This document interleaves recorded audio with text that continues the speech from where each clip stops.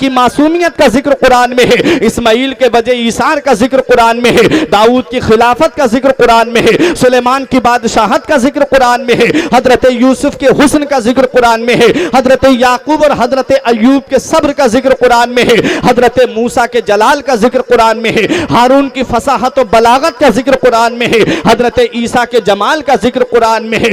हर चीज का बयान कुरान के अंदर मौजूद है। आज उसी कुरान पर हमला हो रहा है, आज उसी कुरान पर अटैक किया जा रहा है।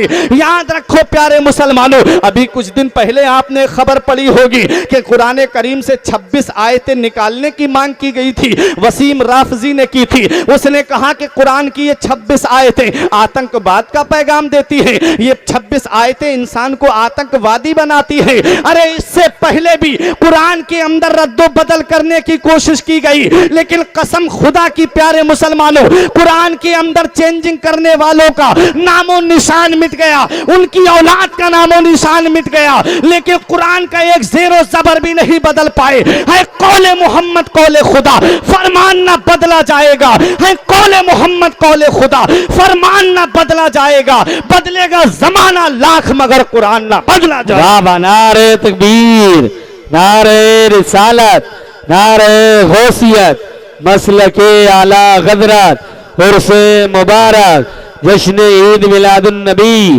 अल्लामा फुरकान रजा मंजरी भाई जिंदाबाद जिंदाबाद। बदलेगा जमाना लाख मगर कुरान ना बदला जाएगा। हजरात, कुरान को कोई नहीं बदल सकता, क्योंकि कुरान की हिफाजत का जिम्मा परवरदिगारे आलम ने लिया है। रब कुरान में इरशाद फरमाता है, नहनु नज़्ज़लना ज़िक्रा व इन्ना लहू लहाफ़िज़ून, हमने कुरान को नाजिल किया है और हम ही कुरान की हिफाजत फरमाने वाले हैं। कुरान की हिफाजत कैसे हो रही है? हाफिजून का तसव्वुर बता रहा है कि कुरान की हिफाजत हुफ़ाज़े किराम के जरिए हो रही है। वाह वाह, बेशक, सुभान अल्लाह। हाफिजून का तसव्वुर बता रहा है कि कुरान करीम की हिफाजत हुफ़ाज़े किराम के जरिए हो रही है। और याद रखो, जंगे यमामा के अंदर 70 के करीब हुफ़ाज़े किराम को शहीद किया गया ताकि कुरान मिट जाए। रूस के अंदर चुन चुन करके हुफ़ाज़े किराम को गोलियों से भून दिया गया ताकि कुरान मिट जाए। लेकिन कुरान को मिटाने की कोशिशें हर दौर में की गई, लेकिन कसम खुदा की कुरान के एक ज़ेरो ज़बर को भी नहीं बदल पाए। जी बेशक, क्योंकि कुरान की हिफाजत का जिम्मा परवरदिगारे आलम ने लिया है। जी जी। यहया बिन अक्सम का एक वाकया है। वो रिवायत करते हैं कि एक यहूदी शख्स मामून रशीद के पास आया और आके कहा, बड़ा फसीहो बलीग अंदाज में गुफ्तगू की। तो मामून रशीद ने कहा, भाई कलमा क्यों नहीं पढ़ लेता, इतनी अच्छी अरबी बोलता है, इतना अच्छा फसीहो बलीग है। उसने कहा, मैं कलमा नहीं पढ़ूंगा। चला गया। 1 साल के बाद आया तो वो मुसलमान था। तो पूछा मामून रशीद ने, तेरे कलमा पढ़ने की वजह? उसने कहा, मेरे कलमा पढ़ने की वजह यह है, मैंने मजहबों का जायज़ा लिया, मैंने 3 नुस्खे तौरात के लिखे और उसमें घटा बढ़ा दिया, चेंजिंग कर दी, कुछ अपने तरफ से मिला दिया, कुछ निकाल दिया। और मैं सबसे बड़े पादरी के पास लेके गया, मैंने कहा ये नुस्खे मैं तौरात के बेचना चाहता हूँ। उसने तीनों नुस्खे मुझसे ख़रीद लिए। फिर बोला मैं इंजील के 3 नुस्खे लेकर के गया, उसमें भी घटा बढ़ा दिया। और मैंने जब जाके चर्च के पादरी से कहा ये इंजील के नुस्खे बेचना चाहता हूँ, उसने भी वो नुस्खे मुझसे ख़रीद लिए। बोला फिर मैं कुरान के 3 नुस्खे लेकर के गया और उसके ज़ेर ज़बर में मैं रद्दो बदल करके गया। कहता है कि जब मैं एक हाफिज़े कुरान के पास पहुंचा, मैंने कहा ये कुरान करीम के 3 नुस्खे मैं हदिया करना चाहता हूं। हाफिज़े कुरान ने कुरान खोल करके देखा और देख करके फौरन उसको वापस कर दिया। कहा मैं ये तुझसे नहीं लूंगा। उसने कहा क्यों नहीं लोगे, क्या ये कुरान नहीं है? कहा हाँ ये कुरान है, लेकिन इसके ज़ेर ज़बर में रद्दो बदल कर दिया गया है। बोला तुम्हें कैसे पता? तो उस हाफिज़े कुरान ने कहा जैसा कुरान मदीने वाले मुस्तफा पे नाजिल हुआ था, वैसा कुरान में तुझको जुबानी सुना सकता। हाँ बाबा भाई, जिंदाबाद जिंदाबाद, सुभान अल्लाह सुभान अल्लाह। वाह, ये हुफ़ाज़े किराम तुम्हारी निगाहों के सामने है। आज जिन हाफिजों को तुम हिकारत की नजर से देखते हो, आज जिन आलिमों को तुम तौहीन की नजर से देखते हो, मैंने देखा है दुनिया का जायजा लेकर के कि मेरा एक हाफिज और मेरा एक आलिम भाई खड़ा रहता है, लेकिन गुजरने वाला भाई उस हाफिज को सलाम नहीं करता, उस आलिम को सलाम नहीं करता। उसी के बराबर में एक वो शख्स है जिसकी दाढ़ी नहीं है, जो 5 टाइम की नमाज छोड़ देता है, उसको उसका नाम लेके सलाम करता है। हजरात, जैसे जिना करना गुनाह है, जैसे शराब पीना गुनाह है, जैसे जुआ खेलना गुनाह है, ऐसे ही सबसे बड़ा गुनाह नमाज छोड़ना है। याद रखो, वो बेनमाजी उसको मेरा भाई सलाम करता है, वो बेनमाजी उसको मेरी कौम का नौजवान सलाम करता है। कैसे हो भाई? खैरियत तो है, उसकी खैरियत पूछता है। और उसी के बराबर में एक ऐसा नौजवान खड़ा है जिसके चेहरे पे दाढ़ी है, जिसका लिबास इस्लामी लिबास है, जिसके सर पे टोपी सजी हुई है, जिसको किताब में परफेक्ट तरीके से मैं देखूं तो मैं समझ लूं कि हाँ ये सच्चा मोमिन है, हाँ ये सच्चा मुसलमान है। किताब में उसकी तस्वीर देख लूं। मोमिन कहते किसको है? मोमिन उसे कहते हैं जो खाना खाए तो अपने सर को ढक करके खाना खाए, जब खाना खाए तो बिस्मिल्लाह शरीफ से शुरू करे, जब खाना खाए तो दाहिने हाथ से खाना शुरू करे, और जब हर निवाले पर या वाजिदो या माजिदो पढ़ता रहे। जब लैट्रीन में कदम दाखिल करे तो पहले बायां कदम दाखिल करे, जब लैट्रीन से निकले तो पहले दाहिना कदम निकाले, जब मस्जिद में जाए तो पहले दाहिना कदम दाखिल करे, जब निकाले तो बायां कदम निकाले।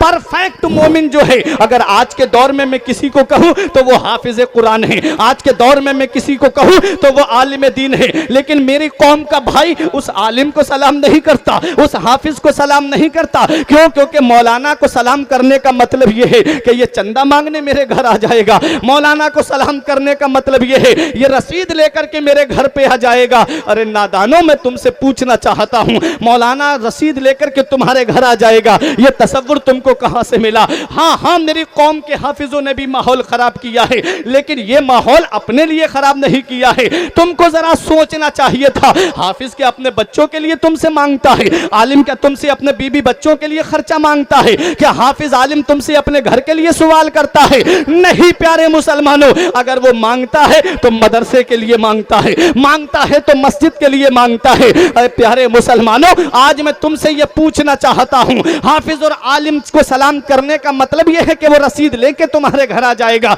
वो चंदा लेके तुम्हारे घर आ जाएगा? हाँ, माहौल इसलिए ऐसा हुआ कि जब वहाबियों ने 10-10 मंजिला इमारत मदरसे की बना ली, जब बाहर से उनको पैसा मिल गया, उन्होंने अपना मदरसा आलीशान बना लिया और उसके अंदर फ्री तालीम देना शुरू कर दी। मैं एक कौम आज के जो हालात चल रहे हैं वो हालात तुम्हारे सामने पेश कर रहा हूं। जब उन्होंने 10 मंजिला मदरसा बनाया और फ्री तालीम देना शुरू कर दी, तब मेरे कौम के हाफिज के सीने में दर्द उठा, कहीं मेरी कौम का बच्चा उनके मदरसे में ना चला जाए, कहीं मेरा इस्लामी बेटा उनके मदरसे में पढ़ने ना चला जाए, कहीं उनका ईमान खतरे में ना पड़ जाए। इसलिए वो मदरसे की रसीद लेकर के गया। ईद के दिन तेरे बच्चे सिवई खाएं, आलिम जाकर के फितरा इकट्ठा करे। बकरा ईद के दिन तेरे बच्चे गोश्त खाएं और हाफिज और आलिम मदरसे के लिए कुर्बानी की खाले इकट्ठा करता फिरे। अरे रमजान के महीने में तरावी पढ़ के तू चैन से सो जाए और हाफिज और आलिम बंबई के सेठों के घरों के चक्कर लगाए।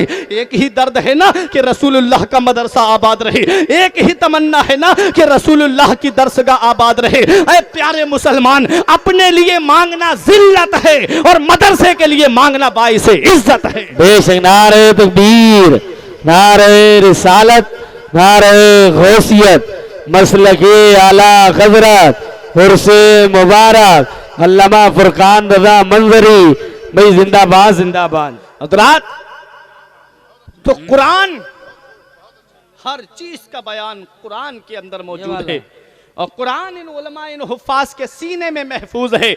और जिस सीने में कुरान होता है वो सीने को मिट्टी नहीं गला सकती। जिस सीने में कुरान होगा उस सीने को जहन्नम की आग नहीं जला सकती। जिस सीने में कुरान होगा उस सीने को कब्र के अंदर मिट्टी नहीं गला सकती।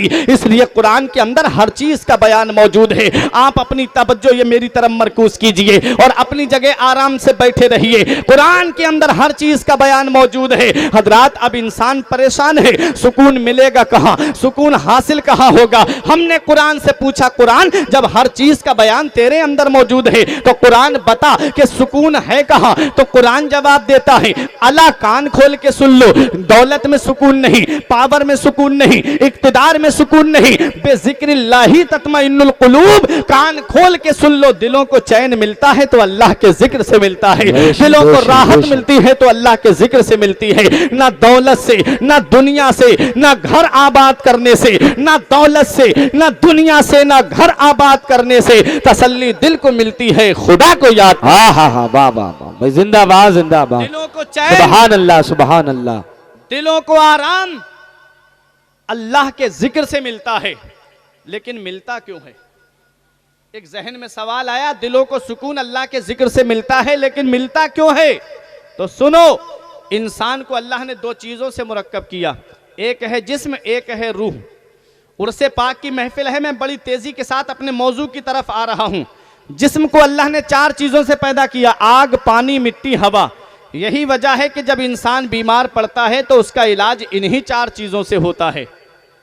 कोई भी दवा हो, चाहे एलोपैथिक हो, चाहे होम्योपैथिक हो, चाहे आयुर्वेदिक हो, कोई भी दवा हो, उसके अंदर डायरेक्ट या इनडायरेक्ट, बिला वास्ता या बिल वास्ता, इन चार चीजों में से कोई ना कोई चीज मिली हुई जरूर होगी, तभी उसका इलाज हो सकता है। हजरात, जब जिस्म बीमार होता है तो उसका पता कैसे चलता है? जब बिरयानी अच्छी नहीं लगती तो जिस्म बीमार है, जब कोरमा अच्छा नहीं लगता तो जिस्म बीमार है, अरे जब दस्तरख्वान अच्छा नहीं लगता तो जिस्म बीमार है। जिस्म बीमार है, इसका पता चल गया कि इलाज दवा से होगा।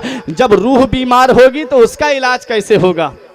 अब आप सोचते होंगे, एक मौलाना सिंगल बॉडी का पतला दुबला आकर के एक जिस्म के अंदर दो चीजें बीमार दिखा रहा है, जिस्म अलग बीमार हो रहा है, रूह अलग बीमार हो रही है। हाँ, मैं कुरान से साबित कर सकता हूं कि जिस्म अलग बीमार होता है, रूह अलग बीमार होती है। अरे जिस्म बीमार होता है, उसका पता ऐसे चलता है कि जब दस्तरख्वान अच्छा नहीं लगता तो जिस्म बीमार है, जब बिरयानी अच्छी नहीं लगती तो जिस्म बीमार है। रूह बीमार होगी तो उसका पता कैसे चलेगा? जब नमाजों में दिल नहीं लगता तो रूह बीमार है, जब रोजे रखना अच्छा नहीं लगता तो रूह बीमार है, जब मालिक निसाब होने के बावजूद ज़कात देना अच्छा नहीं लगता तो रूह बीमार है, जब साहिब इस्तिताअत होने के बावजूद हज को जाना अच्छा नहीं लगता तो रूह बीमार है, जब झूठ बोलना अच्छा लगे तो रूह बीमार है, जब चुगली करना अच्छी लगे तो रूह बीमार है, जब एक दूसरे के पैसे को हड़प करना अच्छा लगे तो रूह बीमार है, जब एक दूसरे की जमीन पर नाजायज कब्जा करना अच्छा लगे तो रूह बीमार है, जब एक दूसरे को गलत मुकदमों में फंसाना अच्छा लगे तो रूह बीमार है, जब मस्जिदों में दिल ना लगे तो रूह बीमार है, जब इमामों की तौहीन अच्छी लगे तो रूह बीमार है, जब हाफिजों की इहानत अच्छी लगे तो रूह बीमार है, जब आलिमों की तहकीर अच्छी लगे तो रूह बीमार है। अरे जब सदाकत अच्छी ना लगे तो रूह बीमार है, जब अदालत अच्छी ना लगे तो रूह बीमार है, जब जज्बा सखावत में मजा ना आए तो रूह बीमार है,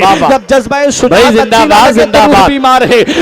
जिस्म बीमार होता है तो इलाज दवा से होता है, जब रूह बीमार होती है तो उसका इलाज कैसे होता है? तो आओ ये भी कुरान से पूछते हैं, अरे कुरान ये बता, जब रूह बीमार होगी तो उसका इलाज कैसे होगा? तो कुरान जवाब देता है, 15वां पारा उठा के देखो, वह यसअलूना का रूह कुल रूह मिन अम्र रब्बी। कुरान ऐलान कर रहा है, पहले ये पता लगा रूह का ताल्लुक किससे है, पहले ये पता लगा रूह का कनेक्शन किससे है, पहले ये पता लगा रूह का कनेक्शन किससे है। नारे रिसालत, नारे रिसालत, मसलक आला हजरत, नारे तकबीर, नारे रिसालत, नारे तकबीर, नारे रिसालत, मसलक आला हजरत, मसलक आला हजरत, नारे तकबीर, नारे रिसालत।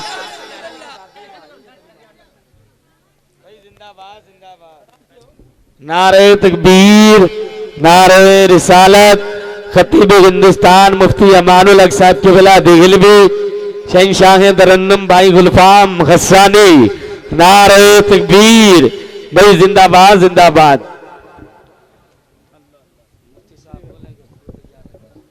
बैठ जाएं आप, थोड़ा थोड़ा करीब में आ जाएं ताकि मुझे भी बोलने में थोड़ा अच्छा लगे।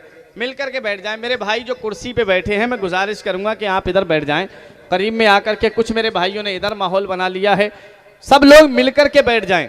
मैं बड़ी तेजी के साथ अपने कुछ औलिया किराम के ताल्लुक से बयान करके बड़ी तेजी के साथ आपके सामने से रुखसत हो जाऊंगा।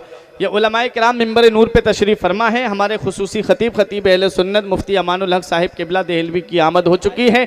वहीं शायर खुसूसी शायर इस्लाम गुलफाम हस्सानी साहिब किबला बहुत लंबा सफ़र करके आज आपके दयारे मोहब्बत में पहुँचे हैं। आप तमामी हजरात अपनी जगह तशरीफ़ रखें, ज़रा मोहब्बत से दुरूद पाक पढ़ के सुना दे। अल्लाहुम्मा सल्ली अला सय्यिदिना व मौलाना मुहम्मदिन व बारिक वसल्लम सलातन व सलामन अलैका या रसूल अल्लाह सल्लल्लाहु तआला अलैहि वसल्लम। हजरात, तो मैं अर्ज़ ये कर रहा था कि जब जिस्म बीमार होता है तो इलाज दवा से हो जाता है, जब रूह बीमार होती है तो फिर उसका इलाज कैसे होता है? तो कुरान जवाब देता है, पहले ये पता लगा रूह का ताल्लुक किससे है, रूह का कनेक्शन किससे है, रूह रिलेटेड किससे है, रूह कनेक्टेड किससे है। हमने कहा कुरान तू ही बता दे, तो कुरान जवाब देता है व यसअलूना का अनिर रूह कुल रूह मिन अम्र रब्बी। रूह का ताल्लुक परवरदिगार आलम से है, रूह का कनेक्शन मौला से है, रूह रिलेटेड मौला से है। अरे जब जिस्म बीमार होता है तो इलाज दवा से होता है, और जब रूह बीमार होती है तो इलाज जिक्र खुदा से होता है। जब रूह बीमार होती है तो इलाज जिक्र खुदा से होता है। ना दौलत से, ना दुनिया से, ना घर आबाद करने से तसल्ली दिल को मिलती है, खुदा को याद करने से। सुभान अल्लाह। बेशक। अब दो चीजें मैंने बताई हैं, बहुत गौर से सुनना। एक है जिस्म, एक है रूह। जिस्म को अल्लाह ने 4 चीजों से पैदा किया, आग, पानी, मिट्टी, हवा। रूह हुक्म रब का नाम है। रूह अल्लाह के हुक्म से एक शय है। रूह मरती मिटती नहीं है, रूह बदन से निकाल ली जाती है। मौत जिस्म को आती है, रूह को नहीं आती। अब रूह में भी 2 चीजें हैं। अब रूह में भी 2 चीजें हैं, एक है रूह और एक है रूहानियत। एक है रूह और एक है रूहानियत। जैसे इंसान, इंसानियत, आदमी, आदमियत। अब मिसाल से समझा दूं कि जैसे मुझे सख्त प्यास लगी है, शिद्दत की प्यास है, मेरे सामने पानी रखा है, एक भाई और आ गया, मुझसे बोला भाई मुझे प्यास लगी है, मैं अपना पानी उठा के उसको दे दूं, खुद ना पीऊं। ये इंसान नहीं बल्कि इंसानियत पिला रही है। ये आदमी नहीं बल्कि आदमियत पिला रही है। रूह एक महदूद दायरे में काम करती है। रूह का एक महदूद दायरा होता है। मैं यहां से 1 मीटर 1 किलोमीटर का देख सकता हूं या 2 किलोमीटर का देख सकता हूं। मेरी आंखों का एक दायरा है, मैं 1 मील या 2 मील तक देख सकता हूं। मेरे कानों की समात का एक दायरा है, मैं यहां से 1 किलोमीटर की आवाज सुन सकता हूं या 400-500 मीटर की आवाज सुन सकता हूं। मैं यहां से अपने आगे हाथ बढ़ा करके 1 मीटर तक कुछ पकड़ सकता हूं। मेरे अंदर रूह है ना, तो मेरा एक दायरा है, मैं अपना पैर बढ़ा के 1 मीटर या 2 मीटर तक रख सकता हूं। क्या ऐसा हो सकता है कि मैं यहां से कदम बढ़ाऊं और बरेली की गलियों में अपना कदम रख दूं? ऐसा हो सकता है? नहीं हो सकता। क्या ऐसा हो सकता है कोई मुझे गाजी पाक के आस्थाने से आवाज दे और मैं यहां पर सुन लूं? ऐसा हो सकता है? नहीं हो सकता। क्या ऐसा हो सकता है कि मैं अपना हाथ बढ़ाऊं और यहां पर हूं मैं, और अपना हाथ बढ़ा करके मैं बलरामपुर से किसी चीज को उठा लूं? ऐसा भी नहीं हो सकता, क्योंकि रूह का एक महदूद दायरा होता है। रूह एक महदूद दायरे में काम करती है। लेकिन इस जमीन के ऊपर कुछ अल्लाह के बंदे ऐसे भी हैं कि वो होते मां के शिकम में हैं और लौहे महफूज पर चलने वाले कलम की आवाज को सुन लिया करते हैं। कुछ अल्लाह के नेक बंदे ऐसे भी हैं इस दुनिया के अंदर जिसे अल्लाह ने रूहानियत दे करके भेजा है। आज जायजा लेकर के देखिए, अगर बाप मर जाए बेटा भुला देता है। दुनिया में आने वाले तो बहुत हैं। किसी के गम में इंसान आंसू बहाता है, कोई 3 दिन तक आंसू बहाता है, कोई 4 दिन तक किसी के लिए रोता है, कोई ये 40 दिन तक रोता है, कोई बरसी में आंसू बहाता है, कोई ईद के मौके पर अपने अजीज को याद करता है। दुनिया से जाने वाले बहुत हैं। बाप मर जाए बेटा भुला देता है, बीबी मर जाए शौहर भुला देता है, शौहर मर जाए बीबी भुला देती है, भाई मर जाए बहन भुला देती है, बहन मर जाए भाई भुला देता है, बेटा मर जाए बाप भुला देता है, बेटी मर जाए मां भुला देती है, दोस्त मर जाए दोस्त भुला देता है, पड़ोसी मर जाए पड़ोसी भुला देता है। लेकिन इस दुनिया के अंदर कुछ शख्सियतें ऐसी भी हैं कि जब वो इस दुनिया से गई है तो उन्हें कई साल गुजर गए, लेकिन आज तक उन्हें कोई नहीं भुला पाया। क्या कोई हजरत इब्राहिम शाह को भुला पाया? क्या कोई हुजूर मलंग को भुला पाया? क्या कोई सैयद गाजी को भुला पाया? क्या कोई आला हजरत को भुला पाया? क्या कोई हुजूर हुजूर अल्लामा हशमत अली को भुला पाया? क्या कोई शाहजी मियाँ को भुला पाया? क्या कोई हुजूर ख्वाजा गरीब नवाज को भुला पाया? क्या कोई गौसे आजम को भुला पाया? क्या कोई साबिर पाक को भुला पाया? क्या कोई बाबा फरीद को भुला पाया? गौसे आजम तो बगदाद में है, मेरा गरीब नवाज तो अजमेर में है, मेरा साबिर तो कलियर में है, मेरा गाजी तो बहराइच की सरजमीन पर आराम फरमा रहा है, और हजरत इब्राहिम शाह आपकी सरजमीन पर आराम फरमा रहे हैं। लेकिन दुनिया से जाने वाले तो बहुत हैं। पड़ोसी मर रहा है, पड़ोसी भुला दे रहा है, बेटा मर जाए बाप भुला दे रहा है। क्या वजह है कि इस दुनिया से जाने वाले बहुत हैं? ये आम इंसान भी दुनिया से जा रहा है और ये अल्लाह वाले भी दुनिया से पर्दा करके जा रहे हैं। क्या वजह है? तो ये अल्लाह वाले जो गए हैं ये अपने रब को राजी करके गए हैं, अपने रसूल को राजी करके गए हैं, और जिसका अल्लाह और उसका रसूल हो जाता है फिर उसका नाम मिटता नहीं है बल्कि उनका नाम हमेशा जिंदा रहता है। जिंदाबाद। नारे तकबीर, नारे रिसालत, नारे गौसियत, ख्वाजा का हिंदुस्तान, मसलके आला गदरत, अल्लामा फुरकान रजा मंजरी, उर्से मुबारक। भाई जिंदाबाद जिंदाबाद। वली इस दारे फानी में हमेशा जिंदा रहते हैं, वली इस दारे फानी में हमेशा जिंदा रहते हैं। जमी पे चांद तारों की तरह ताबिंदा रहते हैं, जमी पे चांद तारों की तरह ताबिंदा रहते हैं। अल्लाह अल्लाह, ये अल्लाह वाले हैं कि जो अल्लाह से मिला देते हैं। बंदा बनना है जो उनका तो गदा बन इनका, जो फकीरों को शहंशाह बना देते हैं। दर्द आलाम के मारे हुए क्या देते हैं, हम तो बस उनकी निगाहों को दुआ देते हैं। तो रूहानियत किसे कहते हैं? रूहानियत का मकाम जिसे हासिल होता है उनकी शान क्या होती है? आओ दूर नहीं बल्कि तुमको मैं गाजी पाक के यहां लेके चलता हूं। जानते हैं सैयद सालार मसूद गाजी को? अरे जरा मोहब्बत से बोलिए सुभान अल्लाह। सुभान अल्लाह। अपनी किस्मत पे नाज करो, ऐसी शख्सियत के कुर्ब में रहते हो। कौन गाजी पाक है?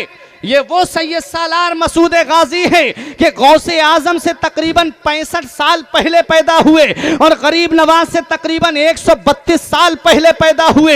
आज जिस हिंदुस्तान की सरजमीन पर तुम इस्लाम के हसीन गुलशन में सांसें ले रहे हो, मर्तबा गौसे आजम का बड़ा है, शान गौसे आजम की बड़ी है। मैं पैदाइश के एतबार से बोल रहा हूँ, वो सैयद सालार मसूद गाजी हैं। गरीब नवाज के हिंदुस्तान में आने से तकरीबन 100 साल पहले, 100 साल पहले इस हिंदुस्तान की सरजमीन पर, बहराइच की सरजमीन पर जिसने इस्लाम का झंडा लहराया है उसी को दुनिया सैयद सालार मसूद गाजी कहती है। वाह वाह वाह वाह भाई, जिंदाबाद जिंदाबाद। सुभान अल्लाह सुभान अल्लाह। थोड़ी गूंज कम करा दो इसकी। वो मसूद गाजी अगर तारीख उठा करके देखें तो बड़े बड़े औलिया किराम जिनके दरबार में घुटने के बल चले, जिस दयार में पंजों के बल और एड़ी के बल चलते हुए नजर आए, उस शख्सियत को सैयद सालार मसूद गाजी कहते हैं। तुमने उनकी तारीख को फरामोश कर दिया। हिस्ट्री उठा करके देखो, हिंदुस्तान में इस्लाम लाने वाली शख्सियतें बहुत हैं। इस्लाम तो हजरत उमर फारूक आजम के दौर में जब बहरैन को फतह किया था तो हजरत हकम बिन आस कालीकट केरला के इलाके में इस्लाम का झंडा लहरा गए थे। तकरीबन 15-16 लोग आए थे कपड़े की तिजारत करने। उसके बाद तारीख उठाएं, करबला शरीफ के वाक़े के 22 साल के बाद एक काफिला आ रहा था सिंध के साहिल पर, और उसके अंदर अरब की एक लड़की थी। जिस लड़की को कैद कर लिया गया राजा दाहिर के कैद खाने में, उस लड़की ने अपने खून से चमड़े पे एक खत लिखा। उस वक्त के हाकिम हज्जाज इब्ने यूसुफ के नाम, हज्जाज इब्ने यूसुफ ने जब खत पढ़ा उसकी आंखों में आंसू आ गए। उनका जवान भतीजा निगाहों के सामने खड़ा है। तारीख में नाम मोहम्मद बिन कासिम मिलता है। अजीम फातेह को मोहम्मद बिन कासिम कहा जाता है। चचा रोते नहीं देखा आज तक, आज आंखों में आंसू कैसे? बोला भतीजे मेरे पास ये खत आया है, एक हमारी कौम की लड़की को सिंध के साहिल पर कैद कर लिया गया है। बेटा मेरे पास फौज नहीं कि मैं उसकी आबरू बचाने के लिए जाऊं। भतीजे ने कहा चचा खत पढ़ने की इजाजत दे दो। जब खत को पढ़ा तो आंखों में आंसू आ गए। बोले चचा तुम जाते हो इसकी आबरू बचाने या तुम अपनी इजाजत दो, तुम्हारा ये जवान भतीजा जाएगा इसकी आबरू बचाने। चचा ने कहा बेटा फौज मेरे पास नहीं है, फौज तो दूसरी तरफ जंग करने गई है, बेटा मैं कैसे जाऊं। कहा जुमे का वक्त का टाइम दे दीजिए। जब जुमे की नमाज का वक्त आया तो खड़े हो गए मोहम्मद बिन कासिम। भाइयों जरूरी बात करनी है, कोई जाए नहीं। हजरात जो जहां बैठा था वहीं बैठा रहा। आज मेरी कौम का आलिम कह दे जुमे के दिन, आज मेरी कौम का हाफिज कह दे भाइयों कहीं जाना नहीं, जरूरी बात करनी है, तो सबसे पहले वो उठ के जाता है जिसके पास में सबसे ज्यादा पैसा होता है। कहीं मौलाना मदरसा और मस्जिद के लिए चंदा ना मांग ले हजरात, लेकिन वो लौ मुसलमान थे जो जहां था वहीं बैठा रहा। जुमे की नमाज के बाद में कहा ए मोहम्मद बिन कासिम किस लिए रोका है। तब मोहम्मद बिन कासिम ने वो खत कहा कि ये पढ़ के सुनाना चाहता हूं। उस खत में लिखा हुआ था बिस्मिल्लाहिर्रहमानिर्रहीम, एक मजलूम लड़की का खत उसके कौम के बादशाह के नाम। मैं राजा दाहिर के कैद खाने में कैद हूं, अगर मेरी आबरू लूट ली गई, अगर मेरी इज्जत लूट ली गई तो बादशाह कयामत का दिन होगा, तेरा गिरेबान होगा और मेरा हाथ होगा। मैं रब की बारगाह में तुझे पेश करके कह दूंगी मौला मेरी आबरू लुटती रही, ये चैन से सोता रहा, मेरी इज्जत लुटती रही, ये आराम से सोता रहा, मेरी इज्जत से खिलवाड़ होता रहा, ये ख्वाब खरगोश के मजे लेता रहा। हम मोहम्मद बिन कासिम ने जब खत पढ़ के सुनाया तो हर इंसान की आंखों में आंसू आ गए। बोले क्या चाहते हो मोहम्मद बिन कासिम। कहा मैं जाऊंगा अपनी बहन की आबरू बचाने, मैं जाऊंगा अपनी बहन की इज्जत बचाने, मैं जाऊंगा अपनी बहन की आबरू को बचाने के लिए। तब बूढ़ों ने एक जुबान होके कहा था, जवानों ने एक जुबान होके कहा था ए मोहम्मद बिन कासिम अगर तेरे पास इतना वक्त है कि घर से तलवारें लेकर के आ जाएं तो बता दे, और अगर इतना भी वक्त नहीं है तो मदीने वाले मुस्तफा के गुलाम खाली हाथ चलने के लिए तेरे साथ तैयार है, खाली हाथ चलने के लिए तेरे साथ तैयार है। मोहम्मद बिन कासिम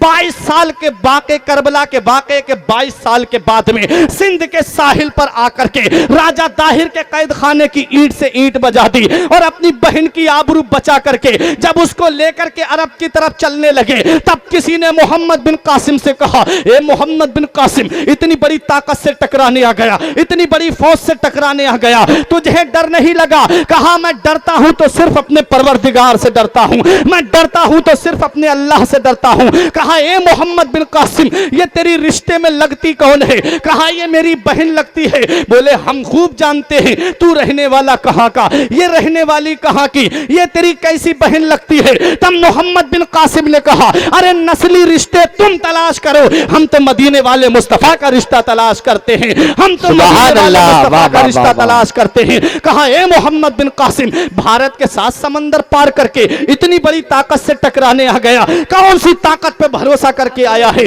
कौन सी जात पे तकिया लगा के आया है। तो शायर की जुबान में सुनो यही जवाब दिया मोहम्मद बिन कासिम ने, न ताअत पर, न तकवा पर, न ज़ुहदो इत्तिका पर है, न ताअत पर, न तकवा पर, न ज़ुहदो इत्तिका पर है, हमारा नाज जो कुछ है मोहम्मद मुस्तफा। नारे तकबीर, नारे रिसालत। जिसने औलियाए किराम कॉन्फ्रेंस, जिसने औलियाए किराम कॉन्फ्रेंस, नारे तकबीर, नारे रिसालत। जिंदाबाद जिंदाबाद। ये मोहम्मद बिन कासिम है।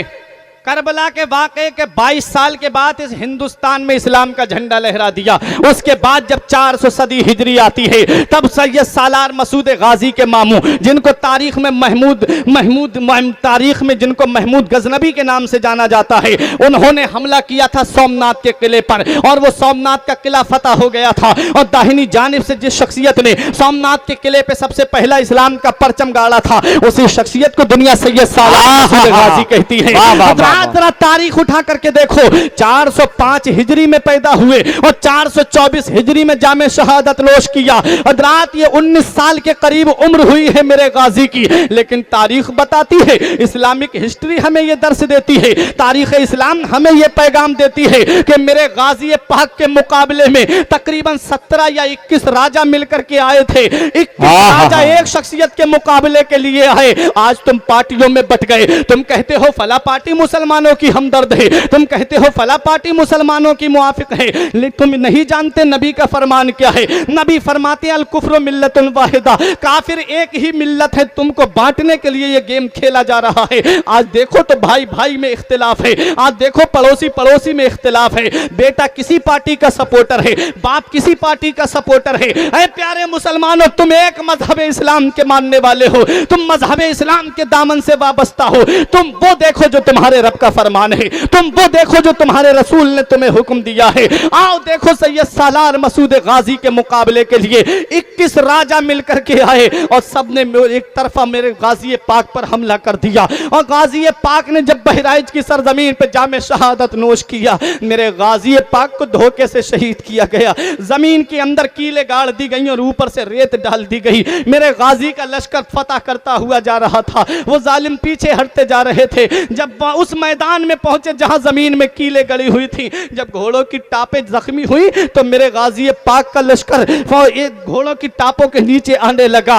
एक जालिम ने एक पहाड़ की आड़ लेकर के मेरे गाजी के एक तीर मारा जो आपके हुलकूम पर लगा। मेरे गाजी घोड़े से नीचे तशरीफ लाते हैं, सिकंदर दीवाने ने अपनी आगोश में ले लिया। सिकंदर दीवाने की आंखों में आंसू आ गए। मेरे आका, आपने इस्लाम का परचम बुलंद किया है, आपने इस्लाम का झंडा लहराया है, आपके बाद इस्लाम का परचम कौन बुलंद करेगा, आपके बाद इस्लाम का झंडा कौन लहराएगा। मेरे गाजी ने देखा मेरा दीवाना रो रहा है, आंखों से आंसू निकले, मेरे गाजी के चेहरे पर गिरे। मेरे गाजी ने आंखें खोल के फरमाया, मत रो सिकंदर दीवाने, मत रो, आंसू मत बहा, ये इस्लाम अल्लाह का पसंदीदा दीन है, ये इस्लाम अल्लाह का पसंदीदा दीन है, इसकी हिफाजत के लिए अल्लाह अपने महबूब बंदों को भेजता रहता है। मेरे गाजी पाक इस दुनिया जाहिरी से पर्दा करने वाले हैं। सिकंदर दीवाना रो रहा था, मेरे गाजी ने फरमाया, रोते क्यों हो, आज तो मैं अपने नाना जान का चेहरा देखने जा रहा हूं, आज तो मैं अपने नाना जान का दीदार करने जा रहा हूं।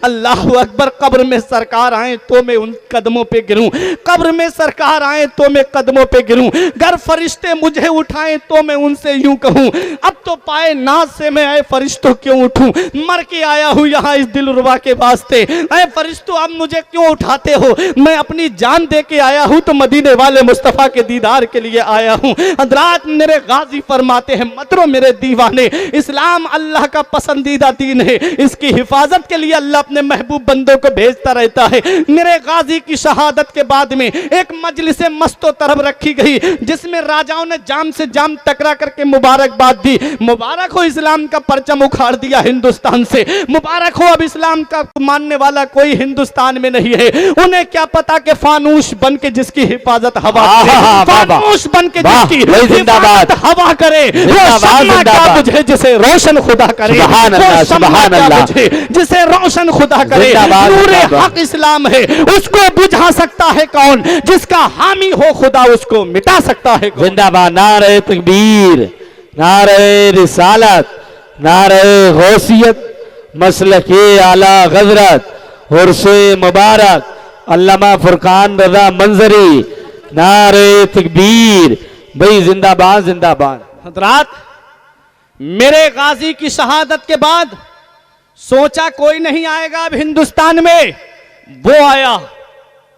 अब एक भी भाई खामोश नहीं रहेगा, वो आया, वो आया इस्लाम का परचम लेकर के, जिसे दुनिया अताए रसूल कहती है, जिसे दुनिया ख्वाजाए ख्वाजगान कहती है, जिसे दुनिया ख्वाजाए हिंदुस्तान कहती है, वो जिसे दुनिया हिंदल वली कहती है, वो आया हिंदुस्तान की सरजमीन पर, दिखा दिया दुनिया वालों को कुरान करीम एक हाथ में है, दूसरे हाथ में तस्बीह है, और अल्लाह अल्लाह करते हुए जब मेरा गरीब नवाज इस हिंदुस्तान की सरजमीन पर आया तो लाहौर की सरजमीन पर शहाबुद्दीन मोहम्मद गौरी से मुलाकात हुई। बोला, बाबा कहां का इरादा है? फरमाया, हिंद का इरादा है। बोला, बाबा हिंदुस्तान न जाओ, वहां कोई अल्लाह अल्लाह करने वाला नहीं, वहां कोई नबी को पुकारने वाला नहीं। बाबा तुम हिंदुस्तान जाके क्या करोगे? फरमाया, कहना क्या चाहता है? बोला, इतना बड़ा लश्कर लेकर गया, मैं वहां के राजा से हार गया, मैं वहां के राजा से शिकस्त खा के आ गया। बाबा 40 फकीरों की जमात लेके जा रहे हो, लड़ने के लिए तलवार नहीं है, पीने के लिए पानी नहीं है, चढ़ने के लिए सवारी नहीं है, बाबा कौन सी ताकत पे भरोसा है?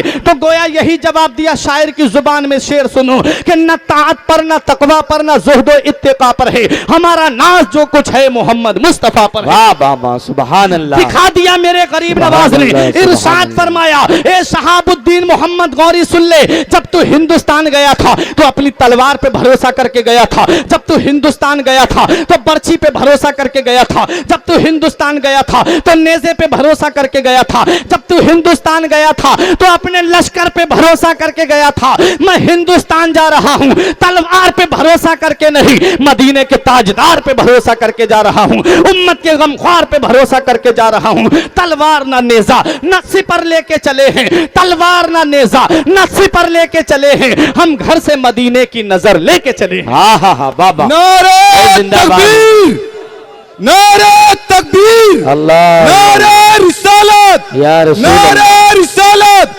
ख्वाजा का हिंदुस्तान, ख्वाजा का हिंदुस्तान, सैयद सलार मसूद गाजी, सैयद सलार मसूद गाजी, मसलक आला हजरत, मसलक आला हजरत, नारा तकबीर, नारा रिसालत।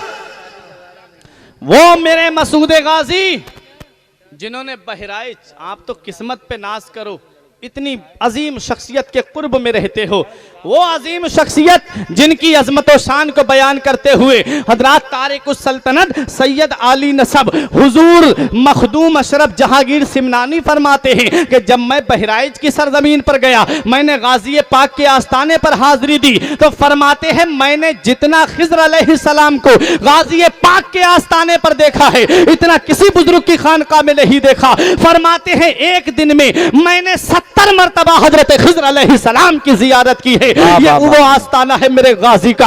हजरात जरा गाजी पाक की अजमत व शान तो देखो, मेरे गाजी की अजमत व शान के बारे में हजरत अब्दुल हक मुहद्दिस देहलवी ने अखबारुल अखयार के अंदर लिखा। मेरे गाजी की अजमत व शान के बारे में बाबाए जमाना हुजूर बाबा फरीदुद्दीन गंज शकर ने सीरत बाबा फरीदुद्दीन के अंदर लिखा है। मेरे गाजी की अजमत व शान के बारे में शेख अलाउल हक पंडवी की किताब के अंदर लिखा है। मेरे मसूद गाजी की अजमत व शान के बारे में ख्वाजा बंदा नवाज गेसू दराज ने अपनी किताब रफीक के हबीब के अंदर लिखा है। मेरे गाजी की अजमत व शान के बारे में मेरे इमाम अहले सुन्नत आला हजरत अजीमुल बरकत ने अल मलफूज शरीफ के अंदर उनका जिक्र किया है। मेरे गाजी पाक की सीरत पर अनवारे मसूदी उठा के देखें, मिरातुल असरार उठा के देखें, सीरत तारीख फरिश्ता उठा करके देखें, और तारीख की बड़ी बड़ी किताबें उठा करके देखें। वो बड़ी बड़ी किताबें आज भी दुनिया वालों को पुकार के ये पैगाम दे रही हैं। ये सारी सीरत की किताबें, ये सारे मलफूजात, ये सारे रसाइल आज भी हिंदुस्तान वालों को ये पैगाम दे रहे हैं कि ज़मीने हिंद पर तेरा बड़ा एहसान है गाजी, ज़मीने हिंद पर तेरा बड़ा एहसान है गाजी, यहाँ के जर्रे जर्रे में तेरा फैजान है गाजी। वाह वाह वाह। जनाबे खिज़र को देखा है अक्सर तेरी गलियों में, जनाबे खिज़र को देखा है अक्सर तेरी गलियों में, न जाने किस बुलंदी पर तेरा ऐवान है गाजी। मदारिस हो मसाजिद हो नमाजें हो अजाने हो, यहाँ जो कुछ भी है तेरा ही तो फैजान है गाजी। वाह वाह। ओ मेरे मसूदे गाजी शेख अलाउल हक पंडवी जब बंगाल से चले हाजिरी देने, तो लोगों ने कहा हुजूर सवारी कर लेते हैं, फरमाया नहीं पैदल जाऊंगा। कहा हुजूर जूता पहन लीजिए, चप्पल पहन लीजिए, बड़ी दिक्कतों का सफर है। तो फरमाते हैं अगर मैं जूता पहन के जाऊंगा या सवारी पे जाऊंगा तो गाजी पाक को सफर की बातें कैसे सुनाऊंगा। इतने बड़े अल्लाह के वली जो मखदूम अशरफ जहांगीर सिमनानी के पीरो मुर्शिद हैं, वो 3 महीने लगे पैदल आए बहराइच में, 3 महीने कयाम किया, 3 महीने के बाद वापस बंगाल पहुंचे। जब औरंगजेब आलमगीर बादशाह हाजिरी के लिए आया तो साथ में शेख सरमद रहमतुल्लाह अलैह थे। जैसे ही बहराइच में दाखिल हुए शेख सरमद एकदम ऊंट से नीचे कूद पड़े, ऊंट से नीचे कूदे। औरंगजेब आलमगीर बादशाह ने कहा अरे हुजूर आप नीचे क्यों उतर गए। कहा बादशाह जो मैं देख रहा हूं वो तू नहीं देख रहा है। कहा क्या नजर आ रहा है। शेख सरमद ने अपना हाथ उनके सर पे रखा तो जमीन का निचला हिस्सा रोशन हो गया, हर तरफ शहीदों के जिस्म नजर आ रहे थे। अल्लाह अल्लाह।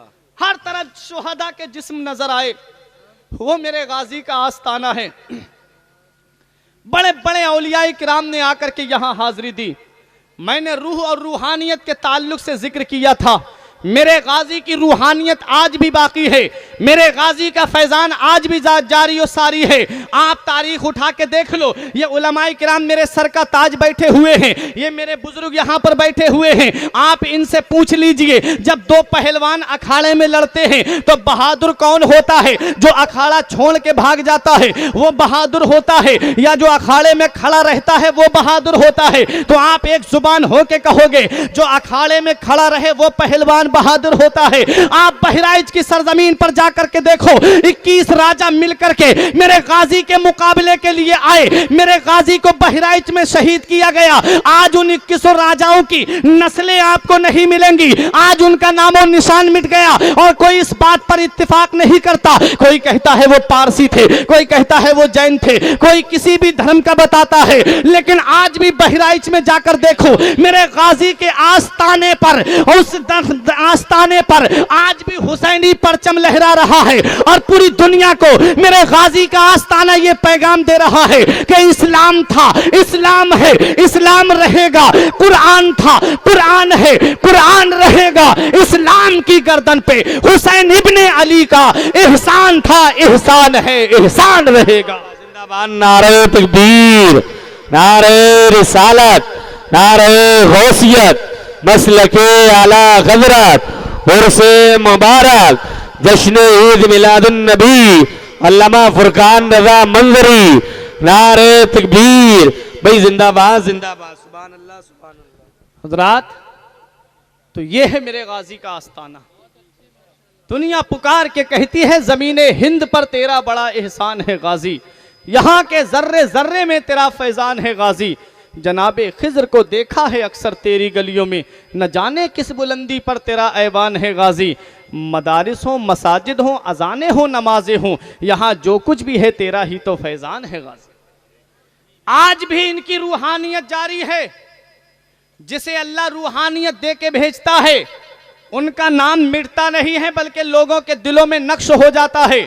परवरदिगार कुरान में फरमाता है, इन्नल लजीना आमनु व अमिलुस सालिहाती सयजअलु लहुमुर रहमानु वुद्दा, बेशक वो लोग जो ईमान लाए और अच्छे काम किए, अन करीब अल्लाह उनकी मोहब्बत लोगों के दिलों में डाल देगा।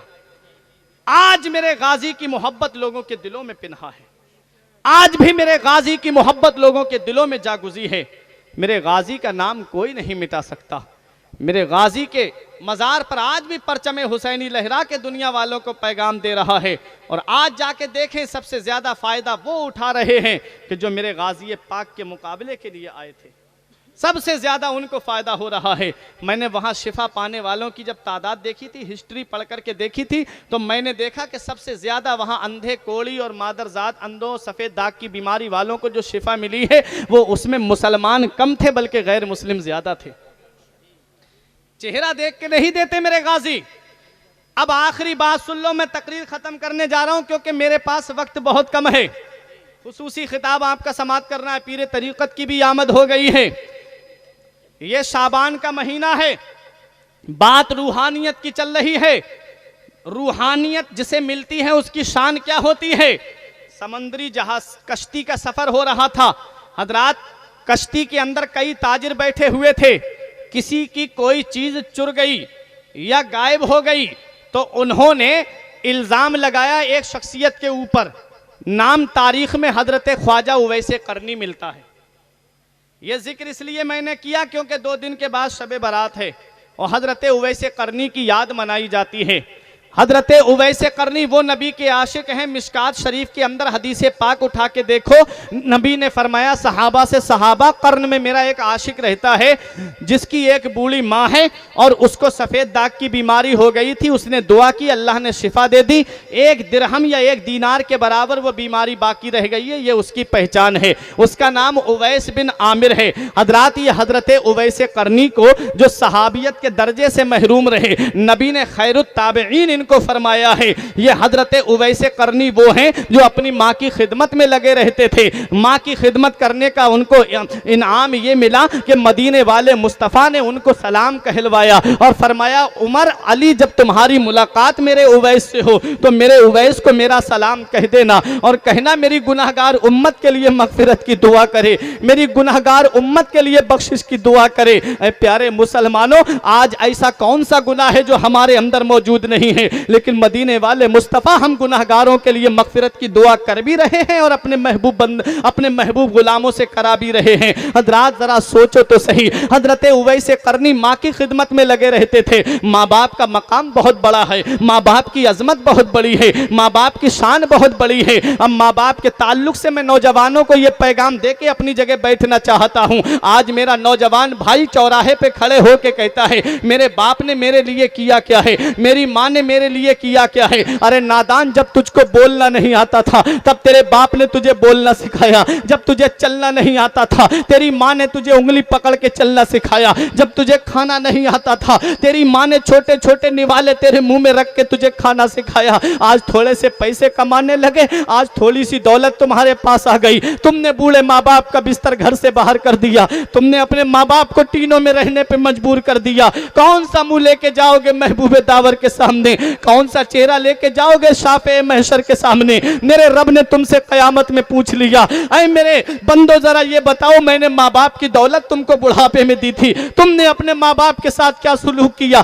क्या जवाब दोगे? उनका बिस्तर घर से बाहर करके आए हैं, उन्हें झोपड़ी में रहने पे मजबूर करके आए हैं, उन्हें टीनों में रहने पे मजबूर करके आए हैं। ऐ प्यारे मुसलमानों, नबी की हदीस पाक सुनो। मेरे आका इरशाद फरमाते हैं माँ बाप की रजा में अल्लाह की रजा है, माँ बाप की नाराजगी में अल्लाह की नाराजगी है। हजरात मदीने वाले मुस्तफ़ा फरमाते हैं कि माँ बाप की रजा में अल्लाह की रजा है। अगर तुम्हें यह देखना है कि मेरा रब मुझसे राजी है या नहीं है, अगर तुम्हें यह देखना है कि मेरा रसूल मुझसे राजी है या नहीं है, तो घर में देख लो माँ बाप तुमसे राजी है या नहीं है। अगर माँ बाप तुमसे राजी है तो समझ लो तुम्हारा रब तुमसे राजी है, तुम्हारा रसूल तुमसे राजी है। माँ बाप अल्लाह की बहुत बड़ी नेमत है, माँ बाप अल्लाह का बहुत बड़ा सरमाया है। इनकी कीमत का पता तब चलता है जब ये साए हमारे सर से उठा लिए जाते हैं। इनकी कदर मंजिलत का अंदाजा तब हमें होता है जब ये साए हमारे घर में नहीं होते। आज जिस बूढ़े की चारपाई तुमको अच्छी नहीं लगती, आज जिस बूढ़ी माँ की खांसी तुमको अच्छी नहीं लगती, अरे जिस दिन ये साए तुम्हारे घर से उड़ जाएंगे उस दिन चराग लेके भी ढूंढोगे तो बाप जैसी दौलत तुमको नहीं मिलेगी, उस दिन चराग लेके भी ढूंढोगे तो माँ जैसी प्यार करने वाली औरत तुमको नहीं मिलेगी। माँ बाप अल्लाह की बहुत बड़ी नेमत है। हमने उनको देखा है कि जब माँ बाप के पास में दौलत होती है तो अगर 3 बेटे हैं तो तीनों के लिए अलग अलग मकान बना के देते हैं। ये मकान मेरे बड़े बेटे का है, ये रूम मेरे मजले बेटे का है, ये रूम मेरे छोटे बेटे का है। माँ बाप अपने लिए कुछ नहीं बनाते क्योंकि जानते हैं कि मेरी औलाद बुढ़ापे में मेरा सहारा बनेगी, जानते हैं माँ बाप मेरी औलाद बुढ़ापे में मेरी खिदमत करेगी। लेकिन क्या होता है जब बुढ़ापे की दहलीज पे माँ बाप पहुंचते हैं तो वही औलाद माँ बाप का बिस्तर घर से बाहर कर देती है, माँ बाप को टीनों में रहने पे मजबूर कर देती है। ये एयर कंडीशन रूम में रहता है, इसके कमरे में कूलर भी चल रहा है, इसके कमरे में एसी भी चल रही है, इसके कमरे में हवा का बेहतरीन इंतजाम है, और बूढ़े बाप हैं पूरी रात झोपड़ी में बैठ के हाथ वाले पंखे से अपनी रात गुजर बसर कर देते हैं। ईद के दिन तेरे बच्चे कहते हैं अब्बा नए कपड़े चाहिए, तू मॉल से कपड़े खरीद के लाता है, तू दुकानों से कपड़े खरीद के अपने बच्चों को नए कपड़े पहनाता है। जरा तू अपने बाप की खिदमत पे तो गौर कर लेता, तेरे बाप ने तेरे लिए किया क्या है। तेरी माँ ने कह दिया था तेरे बाप से ईद पर मेरा बेटा नए कपड़े पहनेगा, तेरे बाप ने शिद्दत की गर्मी में जाके दूसरों की मजदूरी करके तेरे लिए ईद पर कपड़े बनाए, तेरे बाप ने रक्षा चला करके पैसे ला करके तेरे लिए ईद पर नए कपड़े बना करके दिए। तुमने अपने बचपन को फरामोश कर दिया, तुमने अपने बचपन को भुला दिया। याद रखना प्यारे मुसलमानों, पहली मोहब्बत है माँ बाप की दुनिया में जो बदला मांगती है। अगर तुम अपने माँ बाप के साथ भलाई करोगे तो तुम्हारी औलाद तुम्हारे साथ भलाई करेगी। अगर तुमने अपने माँ बाप के साथ भलाई नहीं की तो ये उम्मीद मत रखना कि तेरी औलाद तेरे साथ बुढ़ापे में साथ देगी या तेरी साथ भलाई करेगी।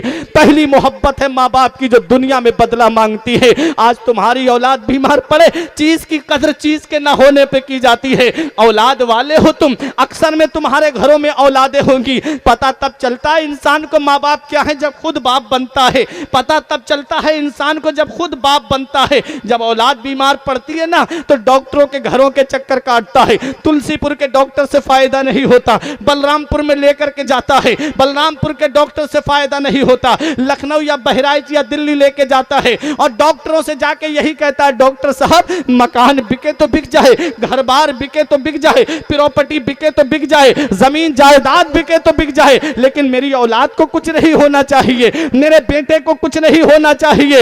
ऐ प्यारे मुसलमानों, मैं तुमसे पूछना चाहता हूं, कैसे तुमने अपने बचपन को फरामोश कर दिया, कैसे तुमने अपने बचपन को भुला दिया।